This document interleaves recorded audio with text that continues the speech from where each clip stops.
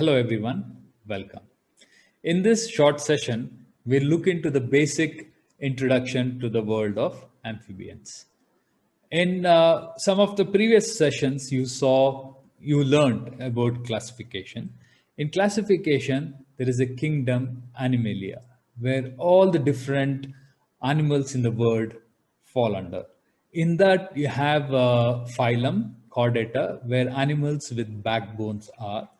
And in that, amphibians come under class Amphibia, where they have two lives. What I mean by two lives, I will tell you later. In amphibians, there are three orders. Don't worry about the three names you're looking at because we usually don't use these three orders, these particular names in day-to-day life. But let's look at what are they in more simplified way. The first one is they are called frogs and toads. So amphibians are not just frogs and toads. There are more. There are caecilians and salamanders. So what are these? Before we get into these, let's step back into evolution. So tetrapods, these are the first ever four-legged creature on Earth. So it is said that more than 375 million years ago, there was a fish called Tiktaalik started to come out of the water, which is like this, and spend time out of the water and go back to the water. To spend time out of the water, this fish started to develop lungs to breathe air.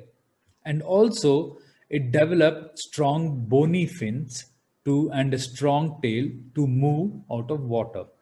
If you look at this creature here called mud skipper, is found now on all the coast, along the coast. This also moves out of the water using a fins on the both the sides, which are bony, and a very strong tail, and also have lungs to breathe out of water. So similarly, I believe these fish used to do that many million years back. So both are fish. So interestingly, they had to go back to water to breed because the eggs could not survive out of the water. They lacked many different membranes which present day reptiles or birds have, including the hard shell. So if you look at the amphibians' eggs, they look something like this, like a jelly, very soft, without hard shell. And the young ones develop inside these eggs and come out as tadpoles. You might have seen this. These are the young ones of frogs. They're called larvae. And when they live in the water, they breathe through gills, like fishes. They have gills. And slowly they develop into adult and they come out to the land. And the word amphibian comes from Greek called two lives, means they have two lives, one in the water as young and as an adult on land. They also cold-blooded vertebrates. They can breathe through skin and they have moist skin. So let's look at salamander. If you look at these two pictures here, one to the left, this one is actually a salamander and this one is a lizard. Yes, they look like lizards and their body is usually moist, the salamander, whereas lizards are dry and they don't have claws. Look at this. Lizards have claws and scales on the body, whereas salamanders don't have claws or scales. Salamanders feed on small worms and insects. In some family of salamanders, as an adult, they entirely breathe through their skin. There are around 655 species found all over the world, and in India, we have only one, which is called Himalayan salamander or Himalayan newt. This is found in the northeastern part of India in the state of Sikkim and Manipur. They're not too big. They grow only up to 20 centimeters. They feed on insects, small spiders, millipedes, etc. They just live under the rocks or a log or a leaf litter. Young ones, when they hatch out of the eggs, they tend to live in the water. In some salamanders in the world, they give birth to live ones. So that is salamander. Let's look at Sicilians. So this is a very colorful Sicilian which you are looking at. Some can be very dull color, and smaller Sicilians look like earthworms, and bigger Sicilians, they sometimes look like snakes. So if you look carefully here, you can see the eye, you can see the mouth, and the nostrils to breathe, and this white part is called tentacles. So these things you won't find in earthworms. And Sicilians are found just under the surface of the earth, under the leaf litter, logs, in a very moist area, and they lay eggs, not in the water. They're very soft eggs, and when the young ones hatch, they try to get into the nearby water body, and they actually look like eel, and they spend their time as young in the water. And as they become adult, they come onto the land. They feed on earthworms, termites, young ones of the insects, and also eggs of insects. In India, we have around 39 different species of Sicilians, and many are endemics. And these Sicilians are mainly found in Western Ghats and very likely nowhere else in the world. Let's look at frogs and toads. These are this order has the largest number of species. And let's start with the simple differences between frogs and toads. What you're looking at is a toad. If you look carefully, all over the body, they have warts. So they have a dry and warty body.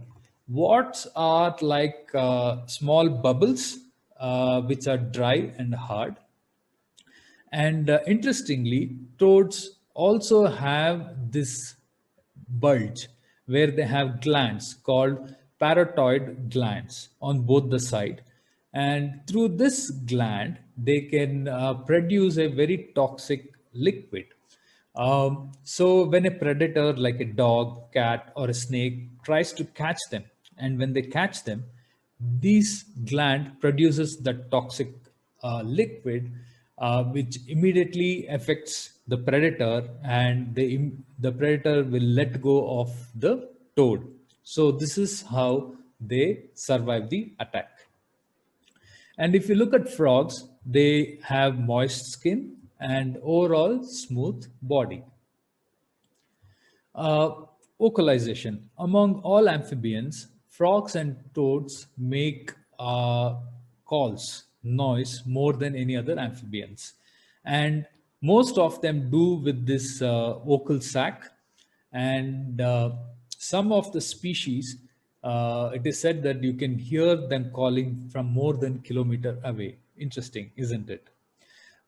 They make this call to attract their mate, especially during the breeding time, which happens during the rainy season. And they can hear from this part of the body called tympanum, that is the ear, right behind the eye. They have nostrils to breathe when they're on the land with the help of lungs. However, the moist skin helps them to breathe. Yes, they can breathe through the body. So frogs, many species of frogs, which when they're in the water, when they go inside the water, they don't have to come to the surface of the water to breathe. They can actually breathe through their skin. Interesting, isn't it? So when they call and attract their mate, if you look here, this is a Malabar gliding frog. If you look here, there are two frogs. This is not a adult frog carrying a baby. Of course, both are actually adults.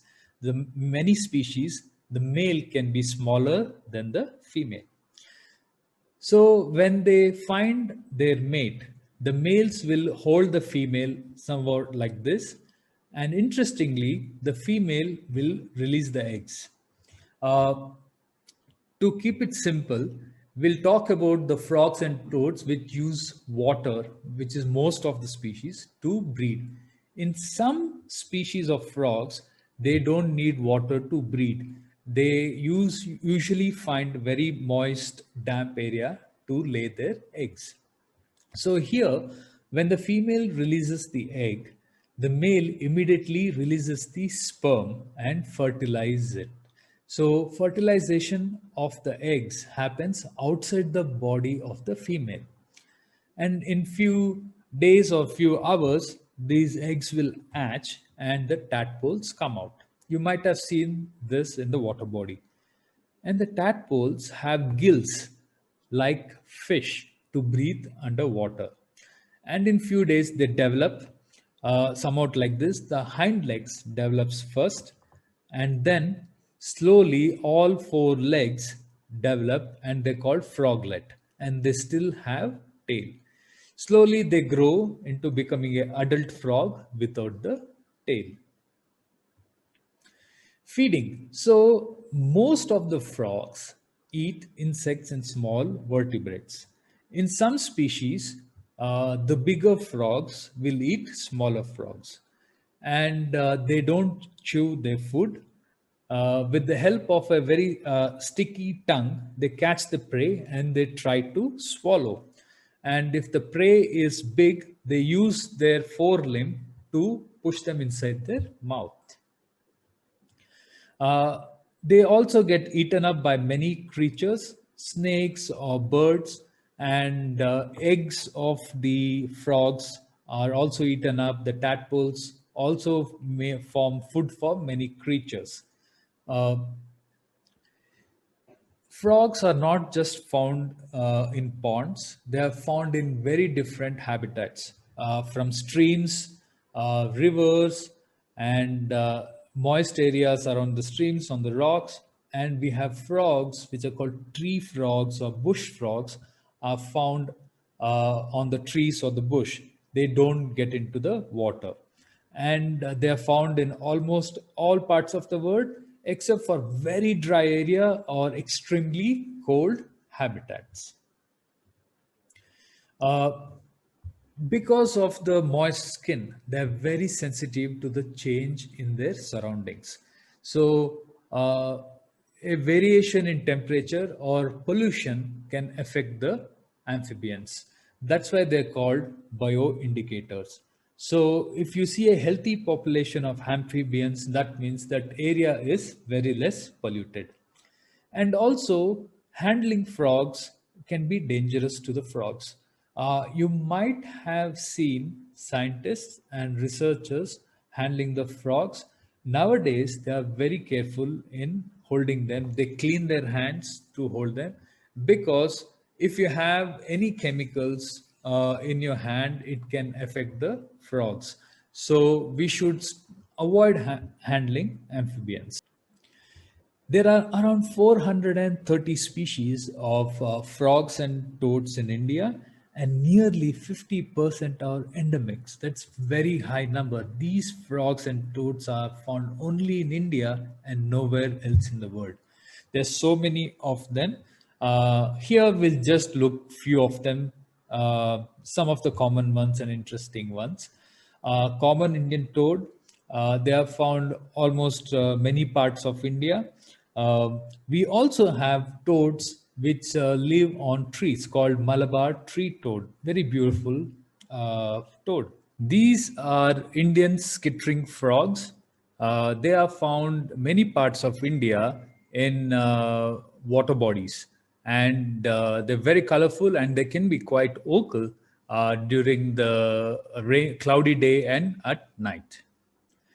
We have Indian bullfrog. They can grow pretty big, and males get this beautiful yellow color during the breeding time.